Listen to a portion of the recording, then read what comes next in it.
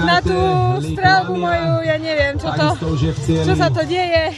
Vždy mi začiatok začne pekne padať a potom tie posledné nedávam. Neviem, čo s tým mám robiť, aj na tréningu sa mi to teraz stáva, že stále len za jedna strieľam. Vytočená som na to, no, lebo dneska som si povedala, že pôjdem 4 nuly, no ale nestalo sa tak a veľmi ma to mrzilo, lebo tam bolo predo mnou chvíľku fakt pred tou štvrtou streľbou farba a tam z nulou by to bolo úplne niekde inde. No neviem, asi som sa už videla na trati, tie posledné rany, alebo neviem, no, kde sa stala chyba.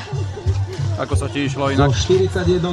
No, je to určite lepšie, ako to bolo na začiatku sezóny, ale ťažšie sa mi išlo ako včera, no musím pochváliť lyže, lebo dneska boli perfektné a tie ma hlavne tam zachraňovali v tých zjazdoch dole. No, je to super, hej, ísť doma, len ma mrzí, že tá Švajčiarka ma dobehla do cieľa, lebo v kopci som ju dobehla, už dole som ju mala, držala sa za mnou a tu sa za mnou pekne vyviezla a už som sa jej nechytila, lebo má rýchlejšiu stopu. No. Ja teraz mám týždeň na to, aby som tu vo Srbde kvalitne natrénovala, hlavne sa dala strelecky do formy, tak ako to má byť na tie nuly. Tak, ale nie som s týmto víkendom nespokojná, lebo ako hovorím, lepšie je to bežecky, ako to bolo na začiatku sezóny.